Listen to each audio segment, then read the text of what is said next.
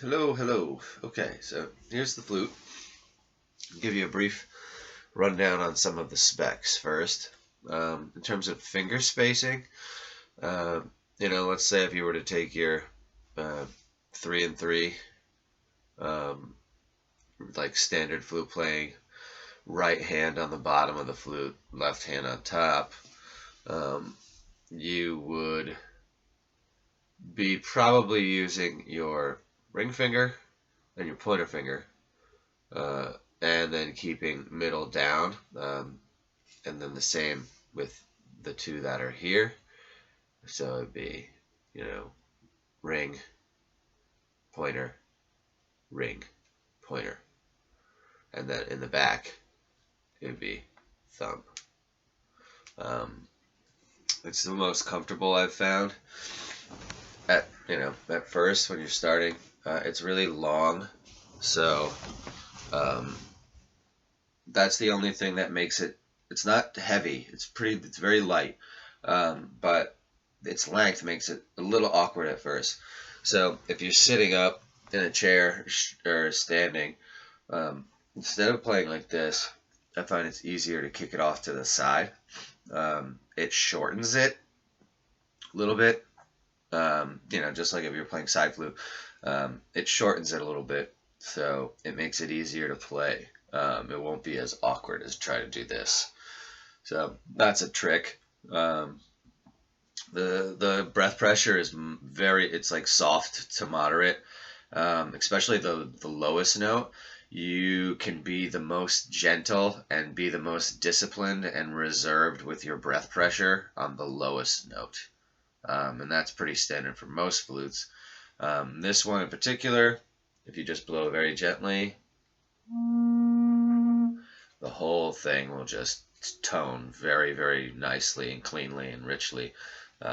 So understand that there's a specific velocity that will make the lowest note resonate clean, and then the more pressure you add, it will eventually, pop it over into the next register. You can whip and warble and kind of overblow the first octaves, sort of overtone capabilities. So if that's the root note, and we're doing the overblow.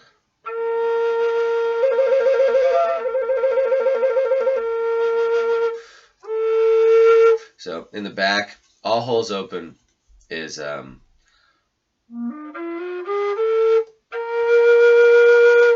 so all holes closed in the front, but thumb hole open is the next note in the phrase.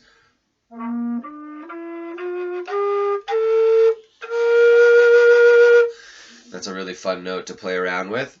And then all the crazy overtone stuff that you can do by all that really fast, like mouth, like pushing air into the instrument and jumping the octaves. Every single finger hole will be able to do a warble. It's just a matter of which one works the most optimal per that octave. So let's say, for instance, so let's try the third octave. So 1, 2, let's try 3. So it's not the little one on the bottom. Second one works. What about the third one? Third. So these two work for the third octave. Let's try the fourth. Fourth works as well. Let's try the back. Back one works really well too. So imagine for the third octave, you will have to experiment with your fingering to just say, oh, it's easier for me to wiggle this one over this one for, the third octave. Let's try the fourth octave.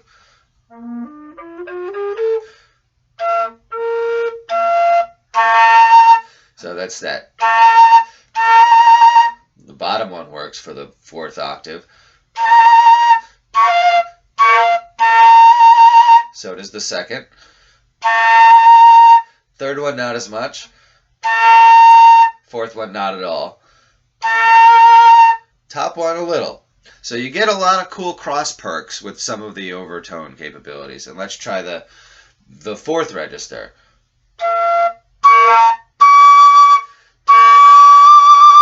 Bottom one works.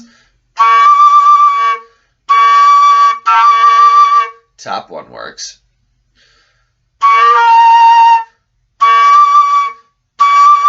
And the back thumb hole works for the fourth octave. Okay? And then the fifth octave. So the fifth octave takes a lot of air, and you'll notice that you have to really force some air into there to make it like hit that last note. You can warble those too, but it's gonna be a combination of consistent breath at a high rate with warbling. So it'll be harder to hold that fifth hold or that fifth octave overblow technique, but you can do it over time.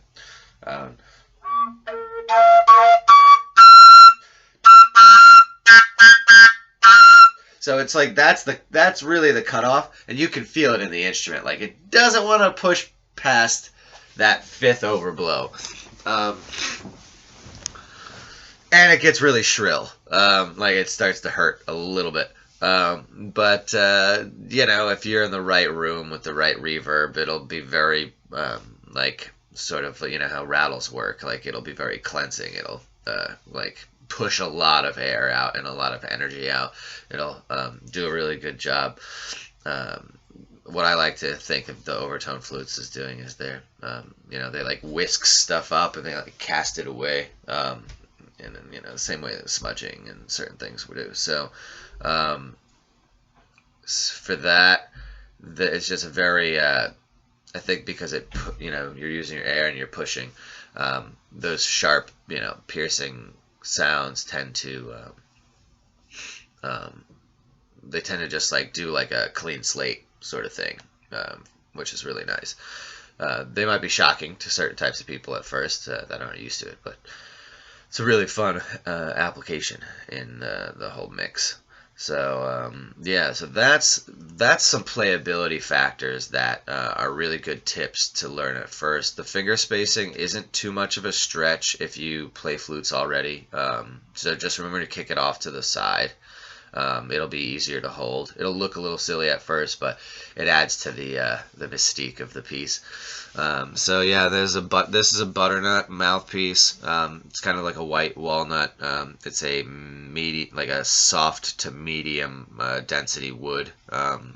So it's got a nice soft but still clean tonal quality, and that paired with the Mullien was a really fun combination. There's about 10 layers of lacquer on the inside of this thing to strengthen the bore, so it ain't fragile. Like it's pretty sturdy right now with all of the the goo that kind of made this thing one unit. But in here you got some nice purple leather lace on the sides here, and then you can't see from the overexposure from the sunlight, but really lovely crystal in there, inlay all over the place. And the larvakite, which is in the feldspar family, is a really beautiful stone. And this nice chimney style mouthpiece. I've been doing these a little bit more often. I find that with certain types of flutes, they contour the air down. There's less like distractions if you were playing it outside. Like wind can't come across this way and like mess up the fipple. So it's helpful for different applications in that extent. This being a bass flute, you don't want other wind to come across it and like mess up like how the trajectory of the wind is going into the instrument while you're playing. So having the chimney style blocks on the side as wind protectors are quite good for having on a bass flute in particular. This is a pretty long video, but I hope that it gives you a good understanding of this piece. It's not extremely complicated in terms of a bass flute. I mean, it's essentially a pentatonic bass flute. It's only got 5 finger holes in it. It's got about, I'd say, 7 good, clean, playable notes of range. And then through there, all the overtone capabilities are the extra added perk in the piece that, depending on how you use them, can be implemented into the phrasing or just done off on their own in their own way. So have fun with this. I love this thing, and I will miss it. So thank you so much for wanting to become, its owner and wield this lovely tool. So yeah, be well, and thank you, and let me know how it goes. Feel free to write me a fun review when you can on Etsy or whatever. Take care. Blessings.